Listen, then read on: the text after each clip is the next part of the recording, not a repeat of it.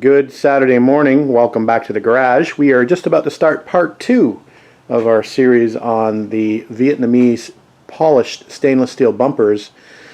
We're going to go with the installation today on my 1968 Triumph TR250 Restoration Project. So if you'd like to follow along, stay tuned.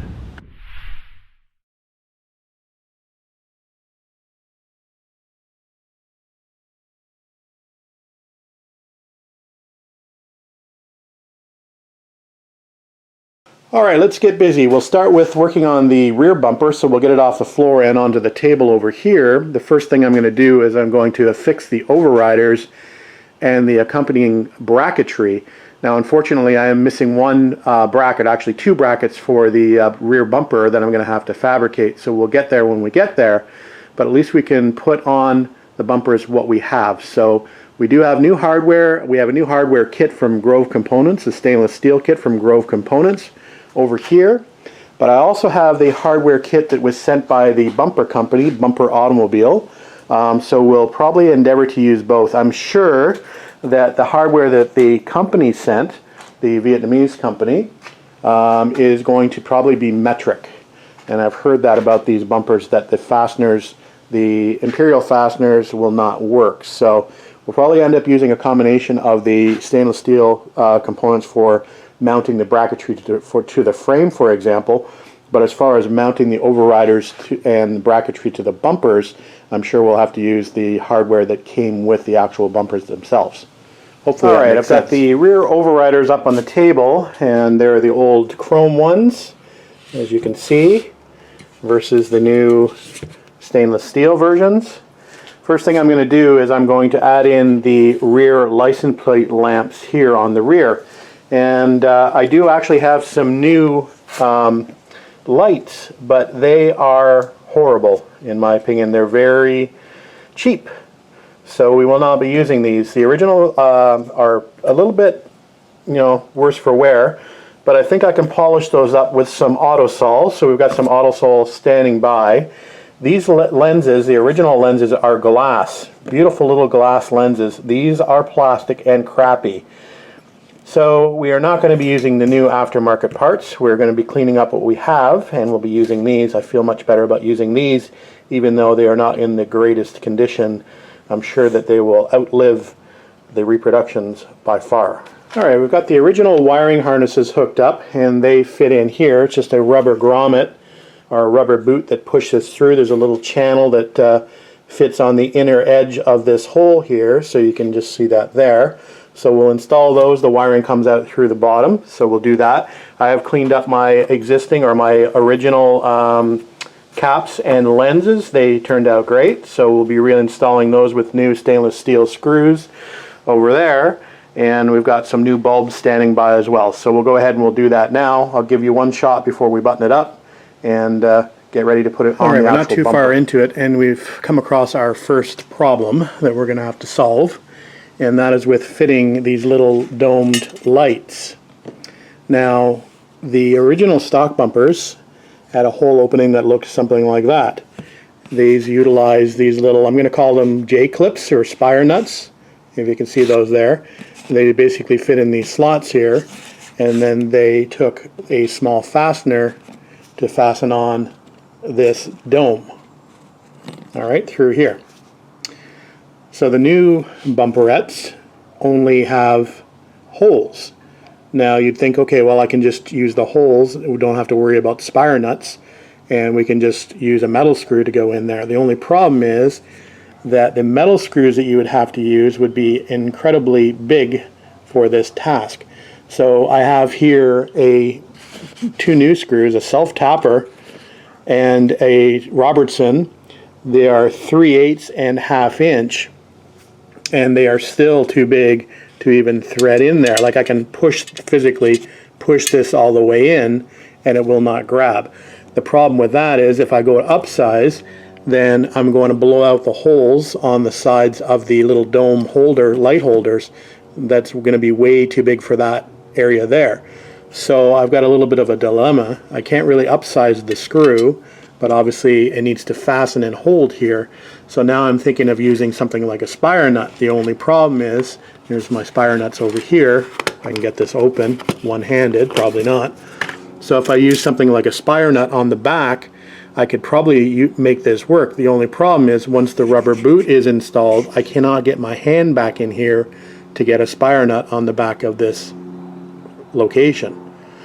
So I got to do a little bit of thinking and figure out what I'm going to do here. So that is the first issue to resolve with these new stainless steel bumpers. Take note. Alright guys, quick update for you and on to the next issue. So we did manage to get the license plate lights installed with the help of those spire nuts. I did end up actually gluing on the inner spire nut so I could just get it started, and then I was able to pull it in. The outside one I could actually get my finger in there to hold the spire nut, so I was okay. So those are on. The next thing I installed were these little rubber buffer pieces, which will keep the bumper from chafing, stainless to stainless. So the bumper supplier supplies a fairly rudimentary piece of rubber. It looks something like this, and obviously you cut it to size. I actually had in my inventory the stock profile ones, and these are so much better than what is supplied by the bumper company. That would work, but if you've got the original parts, I'd suggest you actually go ahead and use those, or actually order these. These seem to be much better quality. So we have the originals. We've just cut them down to size. We've formed them here along the edges. They look good. Now, next issue I've encountered are the bolt holes on the rear of these. As I suspected, I figured these would probably be both metric and probably coarse threaded. So I figured that, okay, well, they're going to supply the fasteners for me. For the bottom fastener, I expect it's going to be this one. There's only two types of fasteners supplied with this kit, by the way. So these dome-headed bolts along the top here, and then these ones down here on the bottom. So this one will fit here, okay, for the bottom. This is one of the bottom bracket mounts. Now, the upper hole, which actually fastens this to the actual bumper, so none of these will work. So slides right in, slides right in, so something's going on there. I don't know if the expectation is that you use your stock bumper bolts there. Now, if that's the expectation, you would think, well, those should work. So here are the stock bumper bolts, the rusty ones that I've taken out. They do not work because they are fine thread. I'm assuming by looking at this, this looks like it's a coarse thread. I've got brand new bumper bolts, tried those. They do not work either. So I guess I have an option of either trying to find a coarse thread bolt for this or retapping these out to a fine thread. I think that's going to be probably my best option, is to go with a fine thread tap and see how we do there. So, on to the next issue to resolve. Alright, we just started to mount up the overriders to the rear bumper along with a couple of the brackets. I did tap the holes out on the back of the bumper overriders to 3/8 NF to pick up the new hardware, which is the same as the old hardware thread. So we've got the new hardware from the Grove Components kit being utilized. Now we're going to attach the bottom pieces here that go to the bottom of the overrider, and that is where those metric threaded bolts come in. So we'll go ahead and we'll utilize the metric threaded bolts supplied by the bumper company. All right, we have the brackets installed and they're looking good. So it's getting to be about time where I'm going to need some help to put this on the car. So I may have to move on to the front bumper and fix the bracketry and the driving lights on the front bumper. So I just wanted to show you. So I've got the chrome dome-headed bolts here just in this location. I'm not exactly sure if I need that bracket on this bumper. It was not on this car as mentioned. So there is a fixing point here that fixes to the side of the fender here, and there's a stay on the inside. So you have structure here on the side, you have structure here and structure on the bottom. So not sure if this bar is really needed or not. I'll make that decision at a later date. You can see it here in the diagram here. It's a short bar over here, and it basically butts up against this bar on the side of the frame, and the bolt goes through it. So anyway, we may leave that bracket out if we don't think it's necessary. Obviously the Triumph designers and engineers thought it was necessary, but that was probably more for crash protection, and I'm not really counting on these for anything other than crumple protection. So we may not add that bracket, but we'll wait and see, and if we have to fabricate, we will. Alright, I'm going to figure out something as far as the side bracketry. I believe these used to have a cage nut. I know the bumper that came off my car did not have any cage nuts in here. I'm just going to have to figure out if I can get a wrench in there to actually put a wrench on to tighten a bolt up if I am able to do that, or a nut on the inside. So I'm hoping that was going to be the case, so I can just use a bolt and a nut and not have to utilize a cage nut because I don't have one. So back to the Grove Component stainless steel fitting kit for a minute. I'm finding that there's a few things missing from that kit. Maybe should be or shouldn't be included, but on the outside of the bumper bracket, so basically where the bolt goes through here that picks up the structural piece on the inside, the wing stay as I call it, there should be a large washer on the outside. If I look here, number 54 is a washer, plain, so it's a large washer, and then there's also a distance piece, which is this piece here. So those washers were not included in the kit. So luckily I was out last night and I was shopping, so I picked up a few washers. I've also picked up a few rubber washers because I'd prefer to put a rubber insulator against the metal before I put that washer and the distance piece there. So just a couple of things you might want to pick up if you're using the Grove Components kit for your hardware. So we've gone as far as we can go on the rear bumper, and we've just set it on the ground behind the car over here, and we've got all the associated hardware ready to go for it once we get some help to install it. So I'm going to resist the urge for now to attempt to do this myself, and we will move on to working on the front bumper, getting the driving lights fitted back on, getting all the bracketry fitted back on for that. So when we are ready, we can get that installed on the front of the car. Alright, I think I've changed my mind on the front bumper. I think we're going to attempt to run with the front overriders as well, so it matches the rear bumper a little bit better. The rear bumper, it's kind of essential that you run the overriders because it has the license plate lighting mounted to them, although you could make provisions to mount that or figure out some other lighting for the license plate if you really wanted to. Anyway, I was okay running with the rear overriders. The fronts I was not too fussy about. But I think what we'll try to do is we'll fit them up, we'll have a look with them installed along with the driving lights, and to see if it doesn't look too busy in the front end or not. And if it does look too busy, we can take them off. So we'll start with them on originally, and then we'll remove them if we don't like the look. Alright guys, the front bumper went together much easier than the rear bumper. And there you can see the overriders attached. I think that's probably going to look okay as far as spacing is concerned. So we won't know until we actually get it fitted up to the car, but looks good so far. So everything is just kind of bolted on there loosely, so it won't move, but we can make some adjustments when we put it on the car. So yeah, happy with that. We'll put it on the floor and we'll wait for some help. We'll get the bumper bolt attachments. It only attaches to the car in two locations here, to the bumper irons at the front. So pretty easy attachment for the front bumper. Alright guys, we have the front bumper just sitting on milk crates in front of the car, and I'm going to attempt to install this solo. I've done it a few times, so I have a fairly good level of confidence that I'll be able to do this without screwing anything up. I do have the mounting studs in the bumper brackets. I've put rubber washers on again to not mar the paint, but also to serve to keep the bolts out from pushing back in. It's actually gives it a little bit of resistance, so once I go to fit up the brackets, it won't push the bolts back in onto the inner brackets inside the front valence. So let's get ready. Got my stool ready, got my hardware ready, got the bumper ready. Wish me luck. Alright, the front bumper is on. No damage to report, so that's good. It fits nicely. Now don't get too excited about the lights. We've got a bit of a story about those.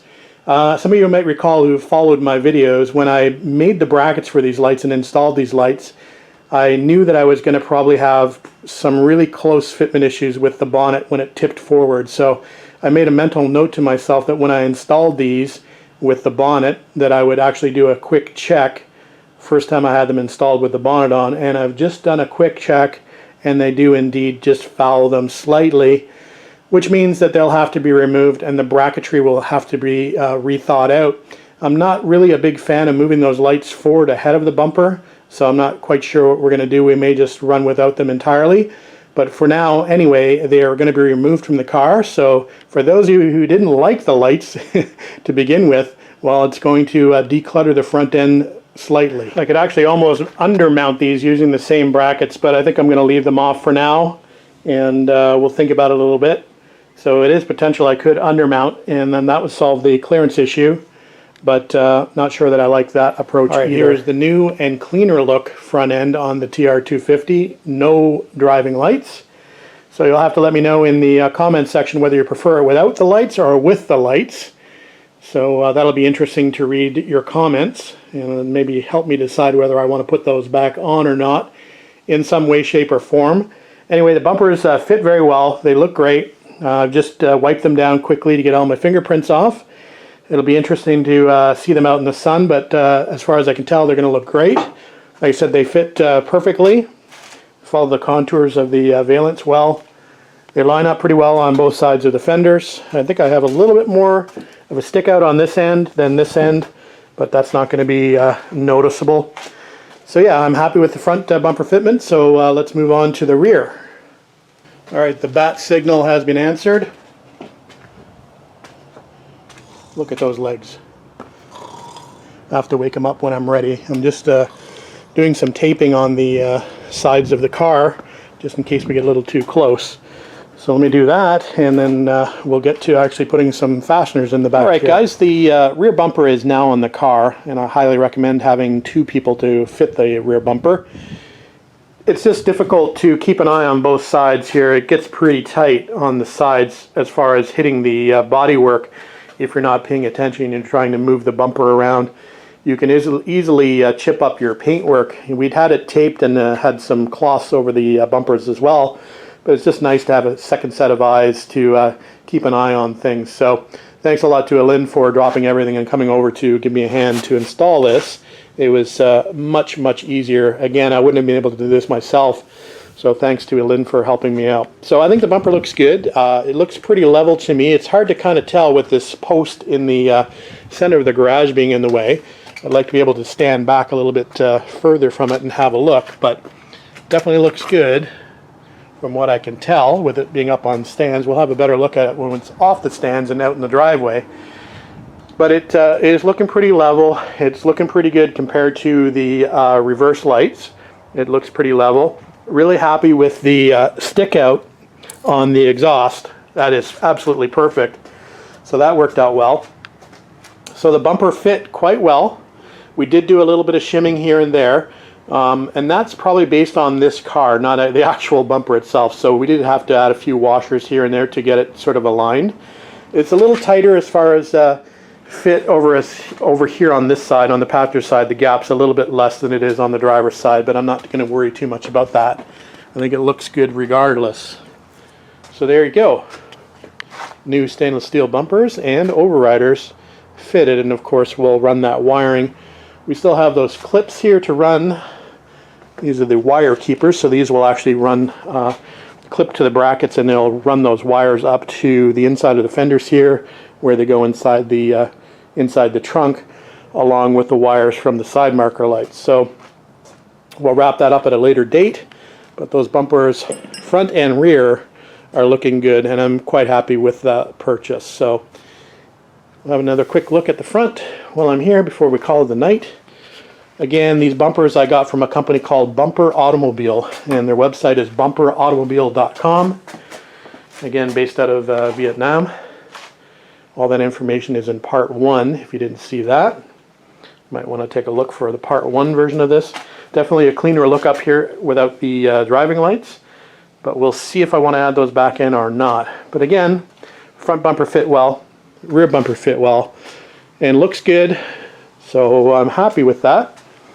For, again, $705 US for front and rear bumpers and both overriders and the mounting hardware, although we had a few minor issues with the mounting hardware. That's a great price. Can't beat that. So, alright guys, we're going to call it a night, and we'll see you back out here tomorrow. Thanks for watching.